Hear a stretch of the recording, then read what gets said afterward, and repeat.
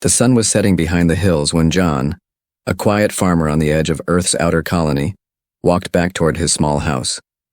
The air smelled of dry soil and wheat. His fields were half harvested, and his arms were sore from a long day of work. He wiped sweat from his brow and was about to lock the main gate when he heard a soft knock. Tap, tap, tap. It wasn't loud, almost like someone was afraid to knock too hard. John paused. Few people ever came this far. His farm was far from the town. He slowly opened the wooden gate and stepped outside. There, standing in the dust, was a strange figure, a young alien girl. She had pale gray skin with glowing blue marks along her neck. Her eyes were wide, glowing faintly golden in the fading light. She wore a torn, dirty cloth over her shoulders. But what truly caught John's eye were the two small alien children clinging to her legs. They looked thinner than scarecrows, their cheeks hollow, their eyes tired and scared. The girl's voice shook when she spoke. "Please, don't be afraid," she said. "I'm not here to steal." John didn't speak. She took a deep breath. "I'll work," she said. "Any job, farming, cleaning, digging, anything. Just, please, feed my children." Her hands were trembling. Her knees looked like they might give out at any moment. John looked at her, then at the children. One of them looked barely able to stand. He stepped aside and opened the gate wider. "Come in." Inside the house, he lit a fire and placed an old kettle on the stove. The alien children sat close to each other, shaking. The girl sat near the door, ready to run if she had to. He served them warm soup, nothing fancy, just broth and soft vegetables. The children grabbed the bowls with both hands, like they'd never seen food before. They ate fast, tears running down their faces. John placed a second bowl in front of the alien girl. She didn't touch it. He raised an eyebrow. "You're not hungry?" She lowered her eyes. "I'll eat after I finish the work." "There is no work," John said. "Eat." Still, she didn't move. John sighed, stood, and handed her a spoon. "Eat while it's hot." She hesitated, then finally took it. "Thank you," she whispered. Later, John gave them old blankets and laid them near the fire. He pointed to a corner of the room. "You can rest there. You'll be safe." The children were already curled up, asleep. But the alien girl didn't lie down. She sat up, legs folded, eyes open. Watching, guarding, John noticed. "You're not going to sleep?" She shook her head.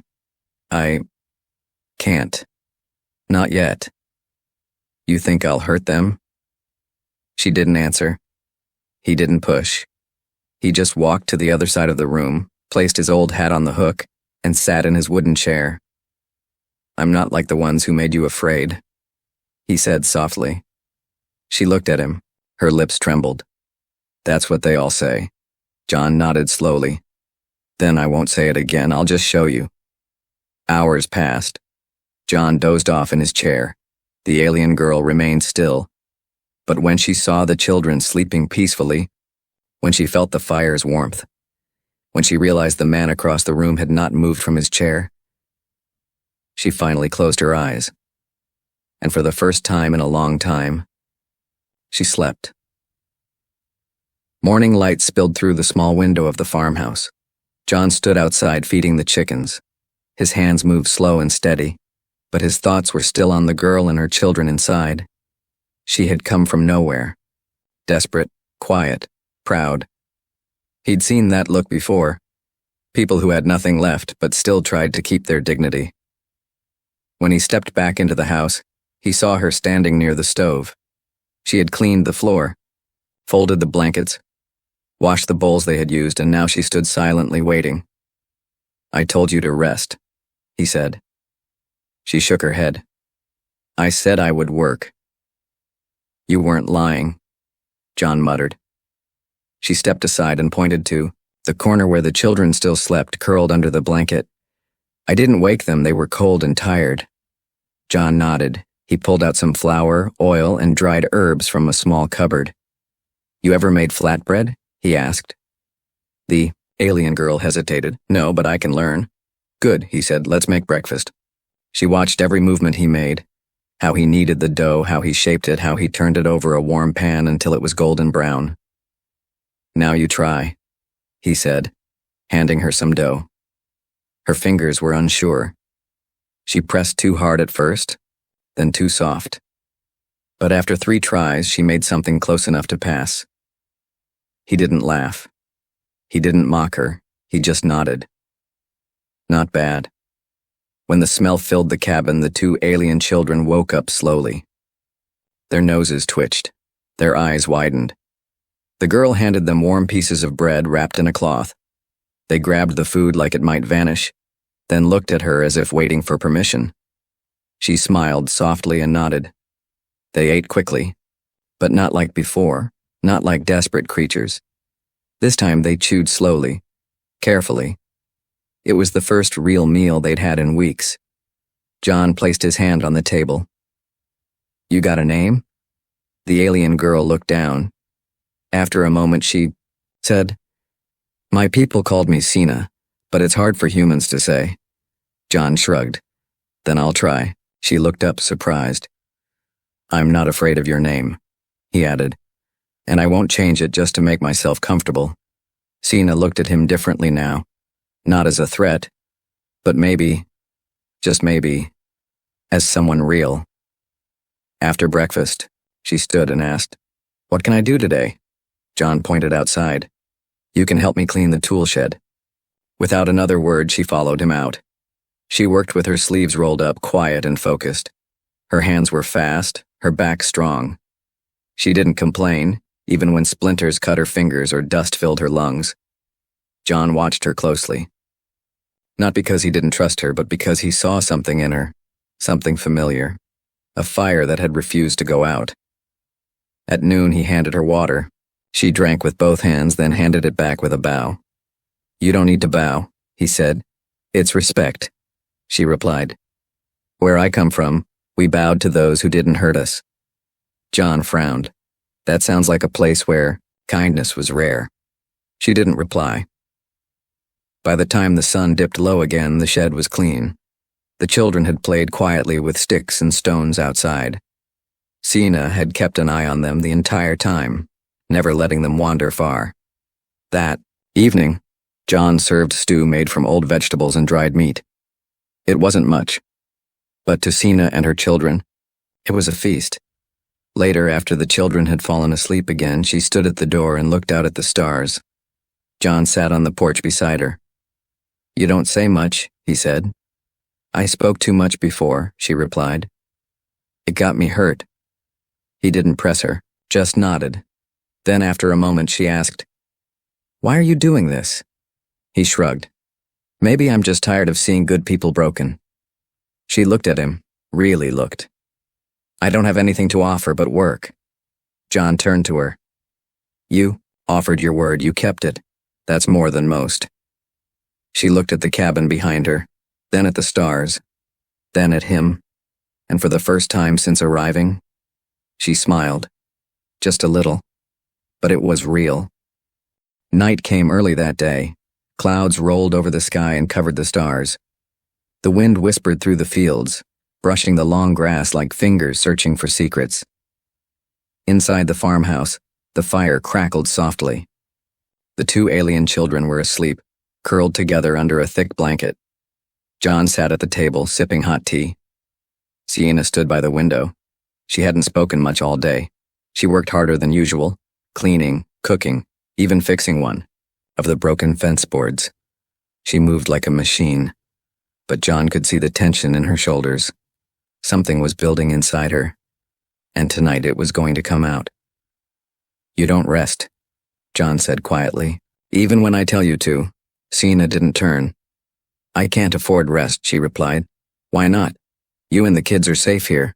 She was silent. He continued, "They're not starving anymore.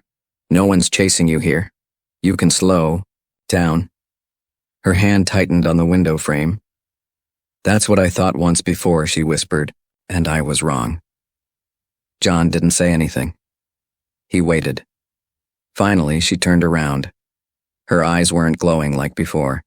They looked tired, heavy. "Do you want to know the truth?" she asked. John nodded slowly. Only if you want to. Tell it. Sina sat down across from him at the table. Her hands trembled slightly as she folded them. I was born on a trade moon, she began. Not much light. No grass. Just machines and buyers. My parents sold scrap. When I was 15, they sold me. John's brow furrowed, but he didn't interrupt. I worked in kitchens. Factories. Later. In places where no one asked for your name.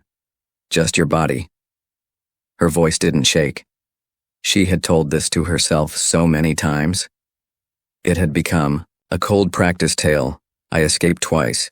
Got caught both times. The third time, I ran far enough that they stopped looking. I found the children in a cage. Starving. Left behind. I took them. You don't even know them? John asked gently.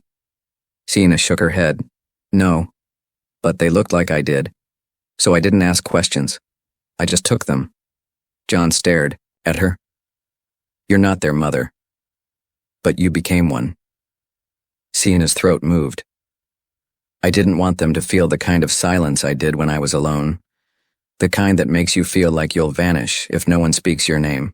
The fire popped gently beside them. For a while, neither of them spoke.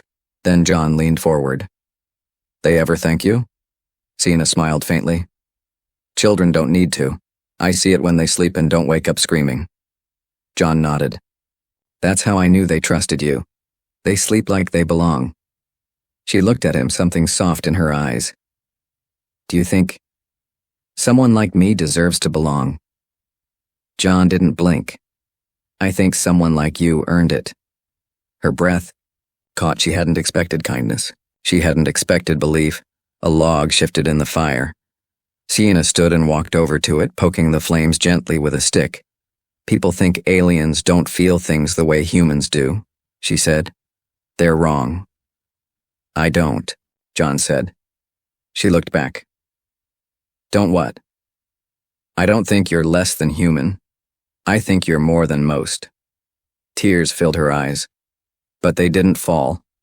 She had trained herself too long to hold them back, but one slipped free. Anyway, she wiped it quickly, embarrassed. I've lived like a shadow for so long, she whispered. Sometimes I forget I'm still real. John stood and placed a hand gently on her shoulder. You're not a shadow here, Sina. You're seen.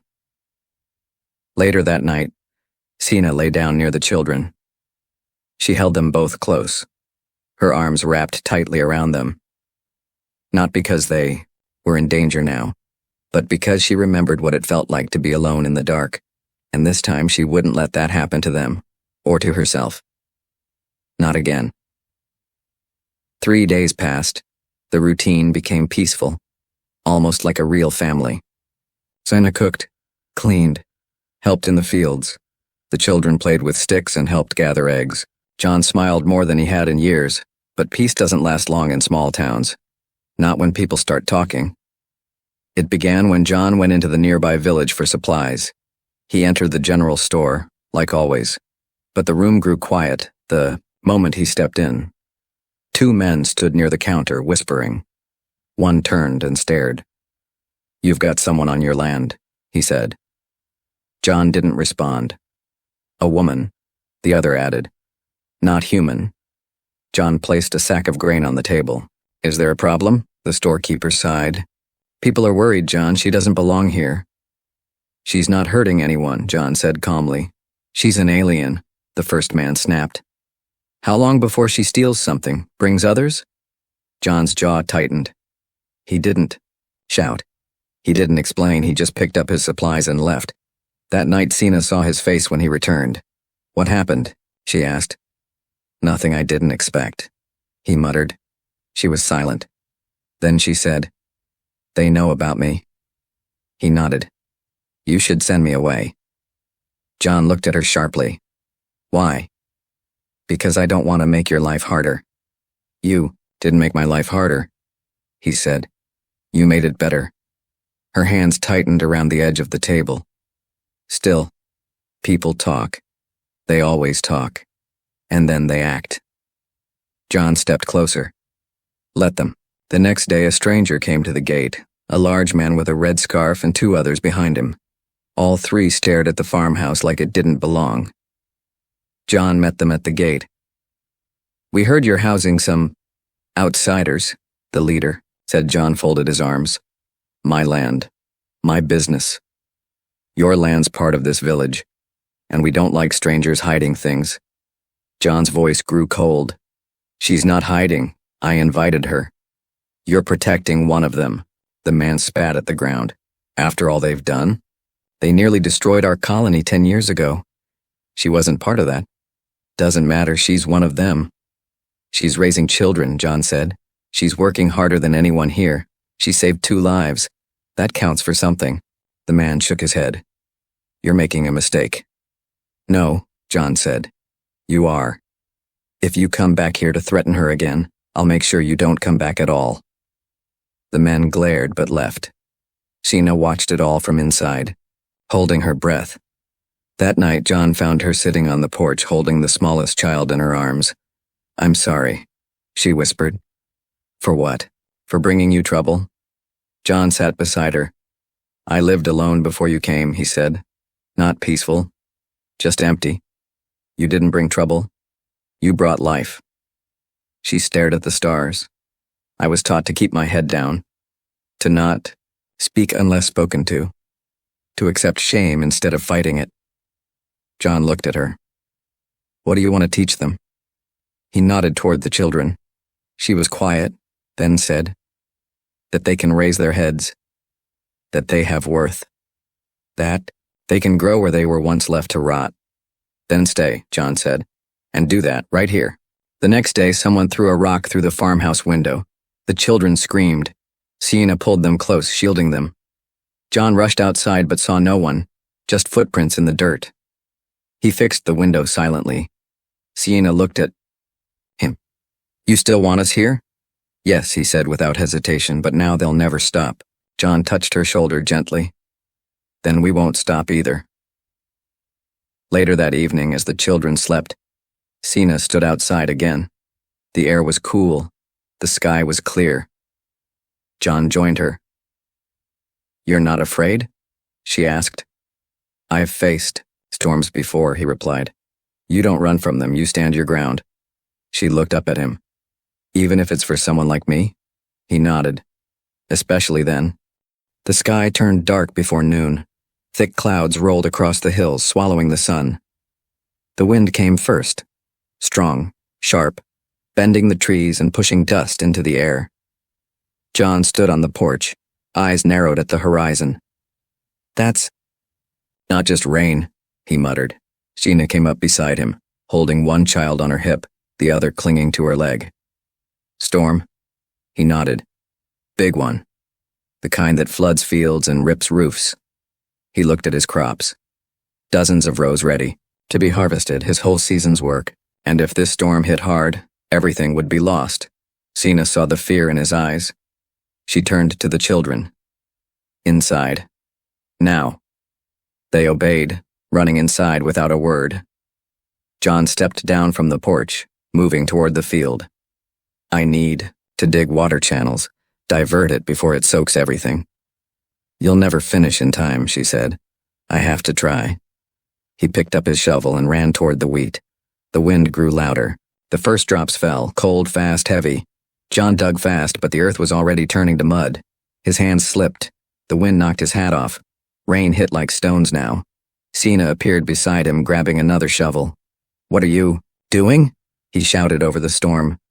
"I said I would work," she shouted back. He was about to argue, but her eyes were fierce. She didn't wait for permission. She dug. Together they dug deep lines across the edges of the field. Water started running away from the roots instead of drowning them. She moved like fire. Fast, steady, without pause. The rain soaked her hair. Mud clung to her legs. Her arms bled where stones cut her skin. But she didn't stop. John stumbled, once his leg cramping. She grabbed him with one hand, held him up, and said, "Don't fall now. We're not done." By the time the worst of the storm passed, the sun had nearly vanished behind the hills. They stood covered in mud, shivering, and breathless, but the field had survived. The wheat was bent but not ruined. The earth was wet, but not washed away. Sheena dropped to her knees and laughed, a tired, shaky laugh. John sat beside her, too exhausted to speak. They returned to the house in silence. Inside, the children ran to Sheena, hugging her wet legs. John sat at the table and wiped his face with a towel. His hands ached, his back throbbed, but he smiled. "You saved the crops," he said. Sheena shook her head. "We saved them." "No," he said firmly. "You did." The next morning the village arrived, not with rocks, not with anger, but with curiosity. People had seen them working through the storm. A few had watched from a distance as the alien girl threw herself into the mud to protect a field that wasn't even hers. Old Merrick, the miller, stepped forward. "You lost less than the rest of us." John nodded. "Because she worked through the storm." He didn't say her name. He didn't need to. They knew who. A woman with sharp eyes whispered, "She saved this farm?" John nodded again. While others watched, Sheena stayed inside, peeking through the curtain. She didn't trust the change. Not yet. Later, a soft knock came at the door. Sheena opened it. A young boy stood there holding a bundle. His mother stood behind him. "These are dry clothes," she said. "We saw what you did. Thank you." Sheena didn't speak, just took the clothes with shaking hands. Another woman brought soup. An old man left tools on the porch.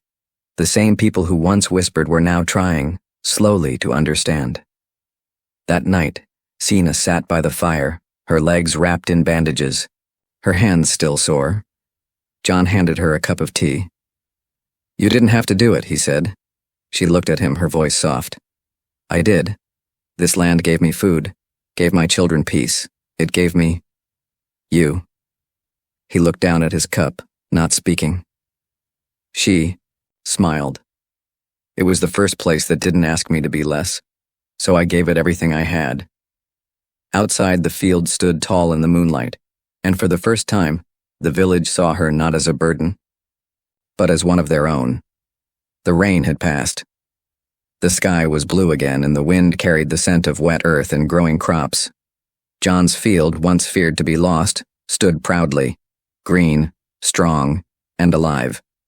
It was the only one in the area that survived the storm, not because of luck, because of her. Sheena sat outside on the porch, a cloth wrapped around her hands where the shovel had torn her skin. Her legs still hurt, but she didn't complain.